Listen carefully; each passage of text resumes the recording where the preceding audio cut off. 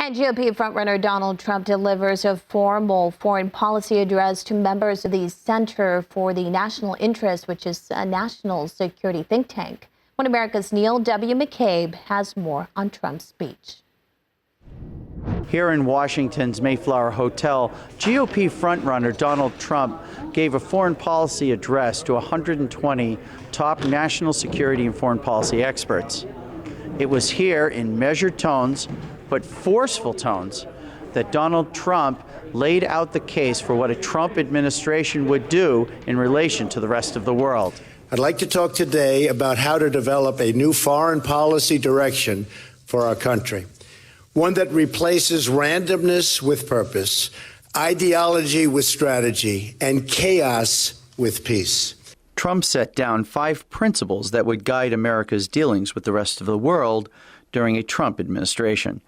Restore America's weakened military and economy, demand NATO and other allies increase their financial support for our common defense, re-engage with our friends and turn friends into allies, make our rivals respect us, and then present all of this in a clear way to the world so that our friends and rivals are no longer confused. J.D. Gordon, a member of Trump's national security team, said, many of the people attending were meeting Trump for the first time. I think they came away with a sense that he really knows what he's talking about with foreign policy. He's been doing his homework. He's been getting up to speed on a lot of these issues. Grover Norquist, the president of Americans for Tax Reform, told One American News Trump's pairing of economic strength with military strength was correct. We're the most military powerful country in the world because we're the richest country in the world.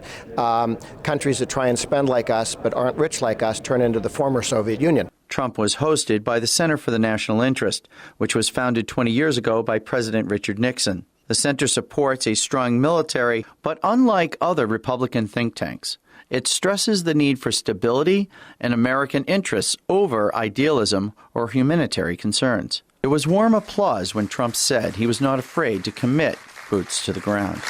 I will never send our finest into battle unless necessary, and I mean absolutely necessary, and will only do so if we have a plan for victory with a capital V. Former Virginia Governor Jim Gilmore, who suspended his own campaign for the GOP presidential nomination, said Trump helped himself by speaking in measured tones. Well, this was a professional meeting.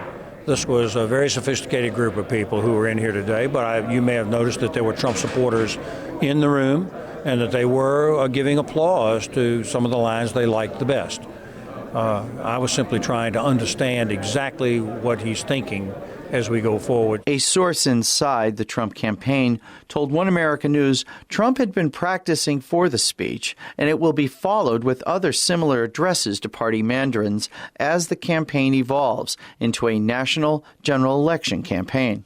The source said, although the Mayflower Hotel is not the same as an airport hangar or stadium, and there were contributions from newly hired staff, the speech and its sentiments are purely the candidates. We desire to live peacefully and in friendship with Russia and China. We have serious differences with these two nations and must regard them with open eyes. But we are not bound to be adversaries. Neil W. McCabe, One American News, Washington.